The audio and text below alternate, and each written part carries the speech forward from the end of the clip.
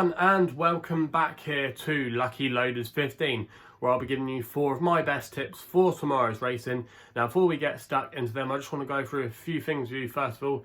If you haven't done so already, make sure you check out the tipping and also as well the new point system video here on my YouTube channel. It basically just goes through a rundown of how my YouTube tips are going to be working here on my YouTube channel for the foreseeable future, and breaking down the point system as well. So if you want to watch that and understand a little bit more about it, there's a link to it in the description box below, or if you look through my recent videos, you'll find it. It's in my last 2 or 3 videos. So yeah, if you want to go and check that out, please do so. Also as well, before I give the tips for tomorrow, I quickly just want to reflect on how our selections performed today. In the end, we did come out with a small loss. The nap of the day presenting point, I thought, was given a very questionable ride by Philip Enright, who never really looked to get him really into the race. Last time at Tremor, when he won, he made all from the front that day, and Phil Enright was aboard as well on the last day, you know. So yeah, it was a bit of a questionable ride. He was happy to track the pace, and then when it looked like he was getting outpaced halfway through the race, Phil Enright looked quite happy and content, you know, and I was thinking, okay, maybe he's comfortable with the way he's travelling, but he never asked him at all for an effort to try and maintain his place, because he did look like he was getting badly outpaced halfway through the race, and when he needed to go and make his move, it was too late, and Phil Enright never really gave him a hard time. Who knows, maybe the horse had something wrong with him, but I'd be interested to see if the stewards did pull him up on that.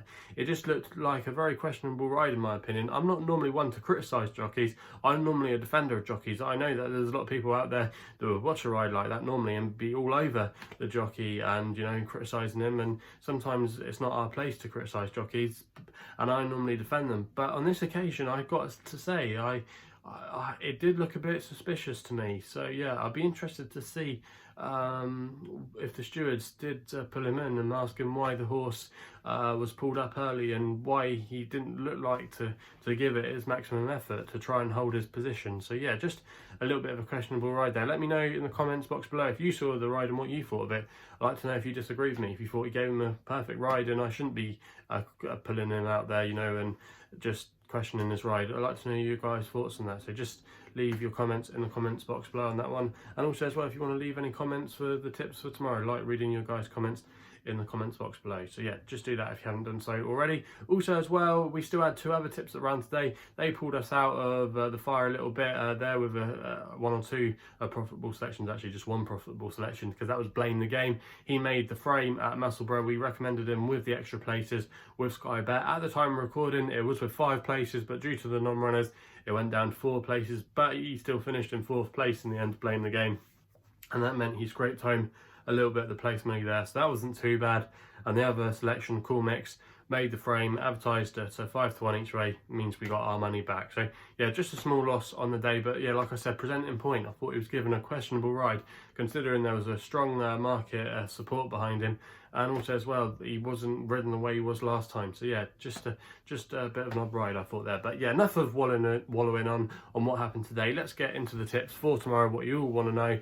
And like I said, we've got 4 tips tomorrow, which are going to be covering us at Sandown, and also as well at Cork, where my nap's coming from. But before we get to the one at Cork, let's start at Sandown first of all. And this is going to be an extra tip tomorrow, which runs in the 225, the feature race there, and also as well of the day, the Grade 1 Toll Hurdle. Always normally a really good race every year, but I've got to say this year for a Grade 1 it does look quite weak on paper, but there's a few horses in here that could go on to bigger and better things. The current favourite for the race is Meltier for Harry Fry, but I think he's quite short in the market and hasn't really achieved too much compared to some of the others in this field tomorrow. And the one I thought was quite a big price and has been overlooked in the market is Smurphy Enki for Chris Gordon and Tom Cannon. Now, a lot of you will know that I often highlight Chris's horses. I've been fortunate to visit his yard a few times over the last couple of years. He's one of my local trainers, and I'm always looking out for his horses. And this Smurphy Enki, I know they do hold him in quite high regard, and he's currently 10 to 1 in the betting for this race. And I'm going to recommend a 0.5 win bet on him tomorrow, just a small saver bet, because I do think he could go close to winning this race. Now, if you hear me out, now, so far in his career, he's gone twice over hurdles. He was actually quite an impressive bumper horse. He absolutely bolted up Wincanton by 18 lengths last season. when he was making all from the front that day in testing ground. And then he ran in a bumper, a warm bumper at Cheltenham. He ran okay to finish 4th there, and so far, like I said, we've seen him twice over hurdles. Now, his first run over hurdles saw him finish 2nd at Chepstow in a really bizarre race, because the winner of that race was Seymour Business, and the 3rd place horse was a 150 to 1 outsider who's rated like 80 or something for Nicky Evans, called Time for Champers. I think that's the name of the horse, but he ran an absolute blinder. But the 3 of them were well clear of the rest of the field that day, and in fact the 4th place horse, the Anthony Honeyball horse, subsequently won a handicap off a mark of 100. It was a bit of an odd race for ratings and the look of form, at least anyway, but there is maybe a little bit of substance to it there. Now, Smurphy Enki, if you watch him that day, he was travelling very well, but he didn't jump at his hurdles very well at all. He was quite poor at quite a few of them, and he really, you thought if he was going to up his game, he really needed to sharpen his hurdle technique, and he absolutely came on leaps and bounds for his next start when he won at Plumpton. He did the job very well that day. He wasn't out of 2nd gear at all. His jumping was a lot slicker, and he really did improve. He beat a nice horse of Amy Murphy's, who was working really hard that day, called War Command. Okay, War Command didn't really, not War Command because that's the sire, but you'll know the horse. On My Command, I think that's the name of the horse. Amy Murphy's horse did let the form down at Taunton the other day in the mare's listed novice hurdle, but still, I think nonetheless, you know, it was a good performance by Smurphy Enki. Go back and watch the race replay, because he was on the bridle come the line, and he beat that horse quite convincingly by 7 lengths. And I just think tomorrow in the field, I think he would have learned a lot from his last recent outings, and he should be a lot sharper, and his mind should be on the job. And with his good bumper form in the bag, he's only rated 132. Okay, he's got £10 to find with Harry Fry's horse on official ratings, but I think he's been overlooked in this market. Chris Gordon as well has done quite well in the last couple of years, especially with his novice hurdlers. We'll talk about one of them a little bit later on in this show. But yeah, I quite like the look of Smurfy Enki's chance tomorrow. I think he'll be handy, and I think the uphill finish at Sandown will really suit him as well, and he should be able to handle the ground no problem, because it was quite deep when he's tried it on some of his other starts so far during his career. So yeah, I think there's a lot to like about Smurfy Enki, and I think at 10 to 1 he's a bit of a big price, and I'm just going to recommend a saver on him tomorrow. Like I said, a 0.5 win only bet, but I think he could maybe surprise a few, and I would want to take the favourite on Harry Fry. So that's going to be my selection there in the Tolworth hurdle. We then go my long shot of the day in the 3 o'clock, the veterans final chase here, and I'm going to be going with a horse here that I put up last time to run at Sandown, and that's Regal Flow for Bob Buckler and Sean Houlihan, claiming 3. You can currently back this horse at 14 to 1 at the time of recording, and there's currently 6 places available on offer with William Hill, and I'm going to recommend a 0.5 each way bet as my long shot of the day tomorrow. Now, this horse, Regal Flow, has been running some good races as he's got older with age. He's actually a former Midlands national winner. He won it a couple of years ago in really testing ground at a big price, and he has been maintaining some of his form to a bit of an extent. Now, he actually came 2nd in this race last year off a £3 higher mark of 127, and he went really close that day. In fact, the first 3 were in a bunch finish, in a photo finish for the honours, and he ran an absolute cracker that day. And like I said, he's now £3 lower than when he was riding in this race last year. He's ran a couple of okay races so far. He finished 3rd behind Cross Park in the London National last time out earlier in December, but despite them meeting again, our lad is going to be slightly better off at the weight. You know, he's going to be carrying bottom weight, and Sean Houlihan as well is going to be able to claim a handy £3 off the horse's back. He'll like the testing conditions as well. He's a good jumper from the front.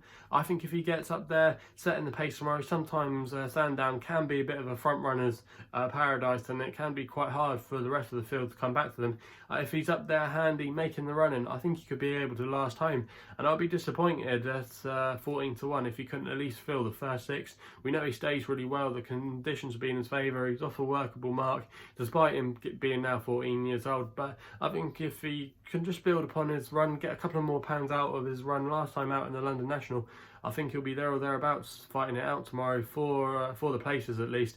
And I think at 14 to 1 he's a big outsider there, and I expect him to maybe be a little bit of a shorter price come post time. I could see him maybe going off maybe 9 or 10 to 1 on the day. So if you still can get 14s, I think that's not a bad price there. We then go over the RSC for our nap of the day. And I'm going to be backing this one to win on the nose. And in the 323 at Cork, it looks competitive handicap on paper, but I thought Smoking Gun stood out here at a bit of a price. You can currently back him at 7-1 with bookmakers at the moment. Now this horse is in the colours of Jigginstown, and he's trained by Joseph O'Brien and stable conditional jockey Oakley Brown, who's not a bad £7 claimer, is going to be taking £7 off the horse's back tomorrow. Now last season when we saw him, he was quite a progressive horse actually, won a novice chase and a beginner's chase at Punchestown, and he was actually made favourite for the Thyestes, and he also as well went to the Cheltenham Festival. And I think it's quite clear from looking at him, he's not a thorough stayer. He's been tried a couple of times over marathon trips and he just doesn't get home. Now in his first run of the season, he ran in a handicap behind Size and Potsy of Jessica Harrington's, and that looked like quite a nice race, and Size and Potsy is quite an exciting horse. There were some nice horses in that race. That was over 2 miles, and Smoking Gun has never showed an attitude to race at this kind of trip. So stepping up in trip tomorrow to 2.5 miles looks a good move in my opinion. He's actually won the trip twice over hurdles, going this way round, going right-handed, which Cork is. So I think that will suit him. He won twice at Thurles and also as well at Gorham Park over similar trips. So he's got quite a few things in his favour. And I think he's down to a workable mark of 134. And with the £7 off his back, I think he's definitely going to be there or thereabouts tomorrow. And I think 7-1 is a big price. And I think arguably he should be vying for favouritism in this race. That's my own personal opinion. Some of you might disagree with me, but I think Smoking Gun represents quite a bit of value there tomorrow. And I think this trip will be ideal for him. And I think he can translate some of his ability that he's shown before into this race, and I think he can go very close. So for me, in the 323 at Cork tomorrow, Smoking Gun is going to be my nap of the day. I'm going to recommend a 1-point win bet available at 7-1 at the time of recording.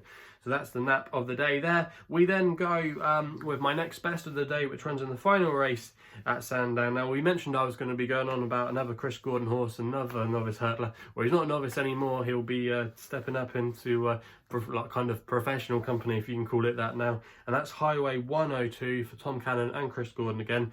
You can currently back this horse at the time of recording at 13-2. And I'm going to recommend a 0.5 each way bet here as my next best of the day. Now this horse, Highway 102, I've got a lot of time for him. I was actually fortunate to visit Chris's yard before lockdown last year, the beginning of last year, around about February time. And I was talking with him about Highway 102. I was really impressed with him and what he'd done at Plumpton with his wins there. You know, he looked like a really exciting type. And I was asking Chris what the plan was.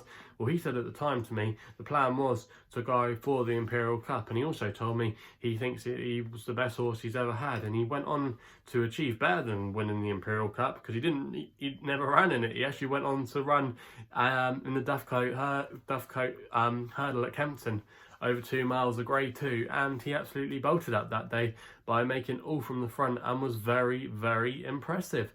Now, if you actually look at the form of that race, it's worked out really well, because in behind him that day he had Buzz of Nicky Henderson's, who's done some good things so far this season, ran well in the Welsh Champion hurdle, finished second in the listed handicap hurdle at Ascot, and he also won as well at Ascot before. I think his rating now must be at least in the low 150s, and he absolutely had him in his back pocket that day. Now tomorrow, going back into handicap company, Highway 102 is going to be running off a rating of 145, and if you look at that mark and look at his form, he looks potentially well in here despite having to carry top weight. Now the concern for him obviously is what he's shown over fences this year. Chris Gordon did send him novice chasing. He's run a couple of times where he just never really taken to it. He unseated Tom Cannon at Foss Lass, and also as well he unseated him again at he actually fell at Foss Lass and he unseated Tom Cannon at Carlisle and still travelling okay. He just doesn't look natural over fences in my opinion. It looks like he gives them quite a bit of air. You know, he's a bit of a dodgy jumper, but I think over hurdles he's more slicker, and he's able to use that natural exuberance he's got. He's a very free horse, but that doesn't bother me at all because he's only got one way of running. He's a very good pace setter, you know, and I think if he gets at it tomorrow, gets an easy lead up the front with things, I think he might be able to finish the sting out of the others in this field. And I think at 13-2, he's a good each way price here. If he'd never run over fences and he was turning up here tomorrow, surely he'd be what, 3-1 favourite, grade 2 winner in a handicap that's worked out quite well. with his grade 2 win, I should say, and he's undefeated over hurdles as well. He's 3 from 3. So yeah, I think there's a lot to like about Highway 102 tomorrow. Ground should be no problem. He should be up there with the pace, hopefully making it, you know, and I think he'll have enough to last home. So for me, Highway 102, I expect him to bounce back tomorrow, and if he does win this, you've got to think graded company would have to be on the table again. So Highway 102 it is. That's going to be my next best of the day, a 0.5 each way bet there. So quickly just recap then. In the 225 at Sandown, we go Smurphy, Enki, 10 to 1, 0.5 win only bet. In the 3 o'clock at Sandown, Regal flying the Veterans Chasers, the long shot of the day, 14 to 1, 0.5 each way bet. 6th place is William Hill. In the 323 at Cork, Smoking Gun is the nap of the day, 7 to 1, 1 point win bet. And then in the 335 at Sandown, we go with Highway 102, 13 to 2, 0.5 each way as the next best of the day. So yeah, they're the 4 tips for tomorrow's racing. Let me know in the comments box below what you're going to be backing tomorrow. If you're enjoying these videos as well, please remember to hit the thumbs up and subscribe here to my YouTube channel at LuckyLoaders15. If you want to follow me on Twitter, the best place to do so is on social media there, using my handle at LuckyLoader15. And if you want to find out a little bit more about myself, my website is www.chrisloaderracing.co.uk. So please gamble responsibly. Hopefully we can have some winners tomorrow, and we'll be seeing you soon.